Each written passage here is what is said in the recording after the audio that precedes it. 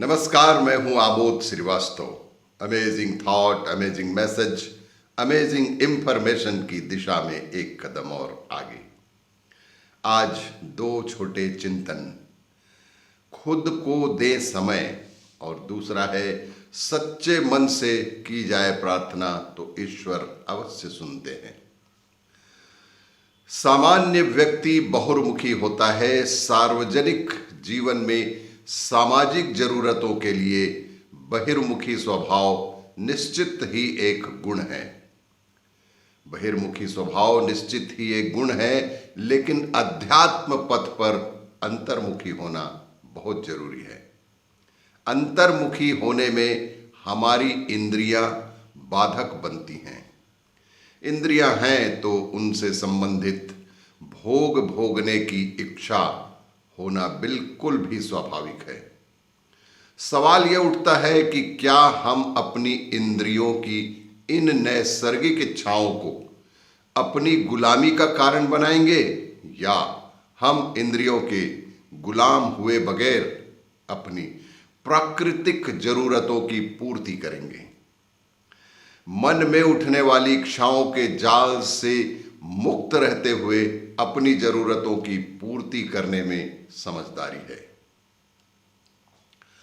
जब तक आप गहनता से इस विषय पर चिंतन नहीं करेंगे, तब तक समय समय पर दुख और सुख के कुटाराघात मन को घायल करते ही रहेंगे। तो इन आघातों से मन को बचाने के लिए अलग से कुछ समय निकाला करें, ताकि मन की वृत्तियों की धारा इंद्रियों के द्वारा बाहर न जाकर अंदर मुड़ सके। अर्थात जब आंखें बंद करो तो कुछ देखने की मन की चाह को थोड़ी देर के लिए बंद कर लें। कान में कुछ सुनने की चाह को बंद कर लें। उस समय न कोई संगीत चलता हो और न ही आसपास लोग बातें करते हों। मुंह बंद रखें। खाने या बोलने की जीभ की चाह को बिल्कुल बंद करें। अस्थायी रूप से ही सही थोड़ी देर के लिए अपनी पांचों इंद्रियों के द्वारों को बंद कर लें।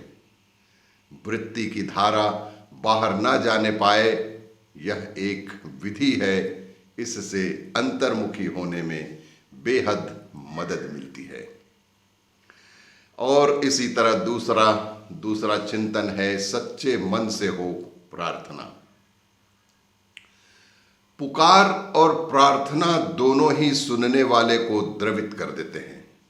चाहे वो पुकार हो चाहे प्रार्थना हो, दोनों ही सुनने वाले को द्रवित कर देते हैं।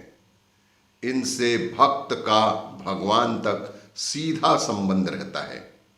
इन्हें पहुंचाने के लिए किसी डाकिये अथवा बिचौलिए की जरूरत नहीं होती। शास्त्रों में ऐसे कई उदाहरण मिलते हैं जब संकट आने पर भक्त ने कोई पुकार अथवा प्रार्थना की हो और भगवान ने उसकी नहीं सुनी हो। प्रार्थना अथवा पुकार सच्चे मन से की जानी चाहिए। मीराबाई का दृष्टांत याद करिए। जब मीरा अपने आराध्य कृष्ण को पुकारती तो भाव विवल हो भजन गाती थी। एक बार मीरा भक्ति में लीन हो आंखें बंद कर गजानंद में खोई हुई थी। तभी पास में खड़ा एक संगीत विशारद उसे सुन रहा था। उसने पाया कि वह भजन रागबद्ध नहीं है। उसने सुना तो उसने देखा कि उसके संगीत भजन रागबद्ध नहीं है।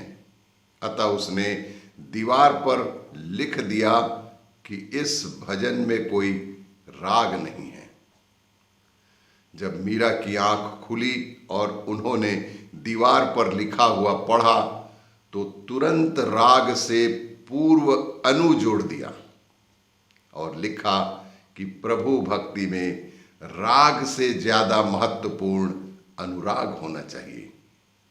राग से ज्यादा महत्वपूर्ण अनुराग होना चाहिए, क्योंकि राग से तो जगत प्रसन्न होता है, क्योंकि राग से तो जगत प्रसन्न होता है, जबकि अनुराग से जगदीश प्रसन्न होते हैं। दान, वैराग्य और आत्महत्या करने का फैसला तुरंत एक ही झटके में होता है। वैराग्य और आत्महत्या तथा दान करने का फैसला तुरंत एक ही झटके में होता है। जो इनके बारे में सोचते हैं वे कभी इन कामों में सफल नहीं हो पाते।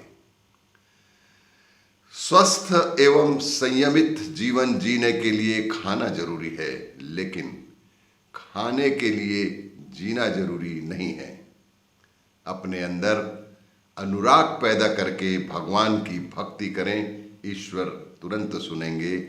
आपके अपने जीवन के राग में अनु जोड़ दीजिए और फिर जीवन के अंदर अनुराग पैदा करें और भगवान की स्तुति करें। और भी इसी तरह की कहानियों, जानकारियों के लिए देखते रहिए मेरा वीडियो। लाइक करें, शेयर करें और सब्सक्राइब अवश्य करें। धन्यवाद।